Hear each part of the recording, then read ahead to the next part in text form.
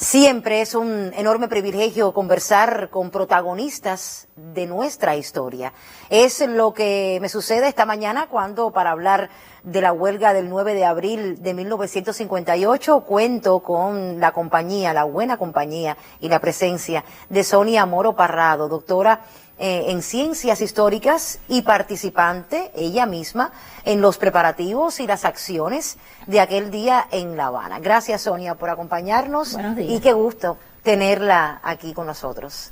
Encantada de estar compartiendo con este día que para nosotros es de nostalgia, es de tristeza, pero también es de reafirmación. Así es. ¿Qué se proponía el movimiento revolucionario con la huelga del 9 de abril? Realmente la huelga del 9 de abril y todos los hechos que anteceden esa huelga demostraba la madurez que había alcanzado el movimiento revolucionario y sobre todo en La Habana, que era un lugar muy difícil de sobrevivir por la cantidad de estaciones de policía, de centros de represión. Realmente era muy difícil. Tan es así, y yo creo que es un dato que muchos no saben, más de 500 personas, compañeros patriotas, perdieron su vida, habaneros o no, aquí en La Habana del 52 al 58.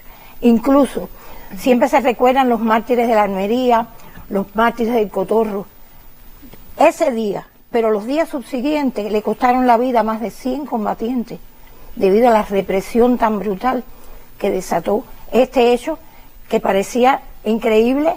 La Habana se llenó de combatientes, los muchachos estaban en todas las calles de La Habana, esperando unas armas que lamentablemente no pudieron acceder a ellas, y realmente yo creo que es una muestra, sobre todo de los más jóvenes. Eran muchachos que habían estado en las brigadas juveniles del 26 de julio, que había fundado Ñico López, pero que en La Habana había dirigido nuestro comandante, que es Gerardo Abreu Fontán, que yo creo que hay que acercarse más a él, porque es una enseñanza de un artista, de un recitaba a la hechura de Luis Carbonell. Era una persona realmente muy sencilla, pero muy sabia. Y realmente yo creo que, si se habla de Fontán, yo creo que se piensa más en un círculo social que en un mártir. Yo creo que tenemos que trabajar mucho.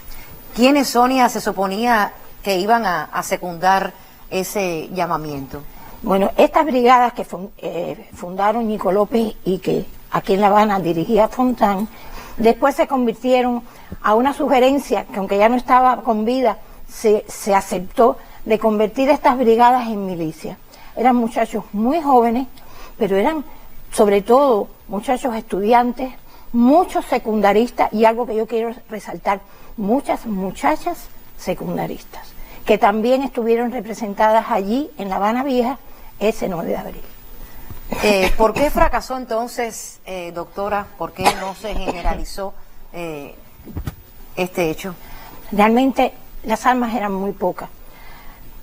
Tú tienes ahí una foto que yo quisiera que tú enseñaras. ¿Cómo no? Con mucho gusto. Aquí la doctora trajo esta foto, a ver si Tony, la cámara 1, me la puede tomar. Eso está en C206, entre 11 y línea. En C, aquí en el Vedado Capitalino. Aquí en el Vedado. No tiene nada que le identifique y yo creo que es importante. Ya. Aquí, ¿qué pasó en esta? ¿Me traen un poquito de agua, por favor, Ángelo? Yo tengo un poquito de agua ahí para que usted tome agua, doctora. No hay problema ninguno. Quisiéramos saber, entonces, me decía que ahí se albergaron partes. Ahí había una buena parte de combatientes de la Almería, el jefe de toda la acción militar, Marcelo Pla, y además uno de los mártires de la Almería, Carlos Atazarraín. Ya.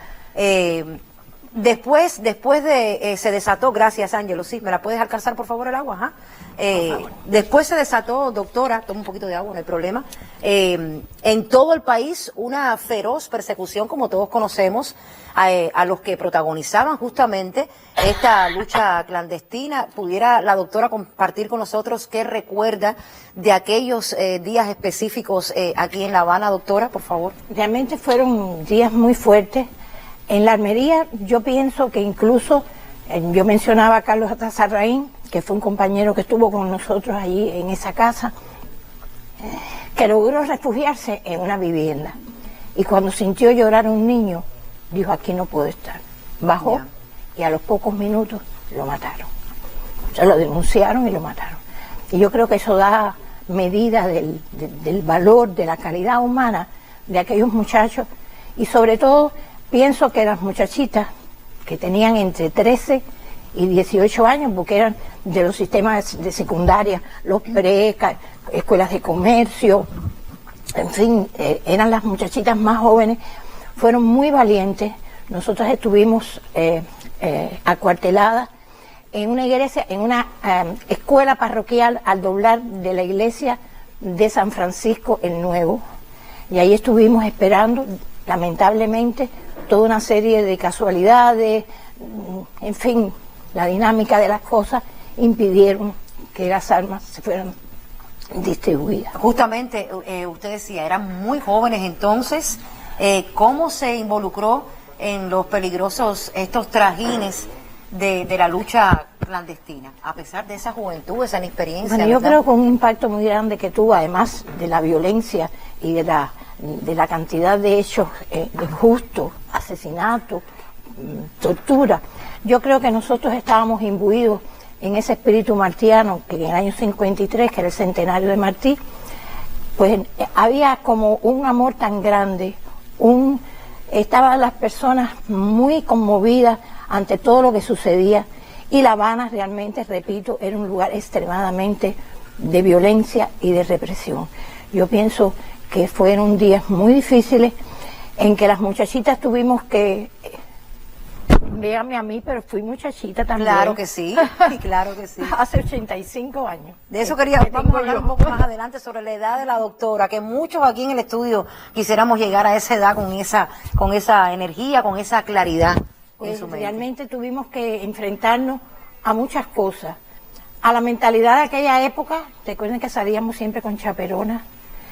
Tuvimos que enfrentarnos a veces a ocultarlo, sobre todo a los padres varones, no a las madres, que realmente en ellas tuvimos casi todas un gran apoyo.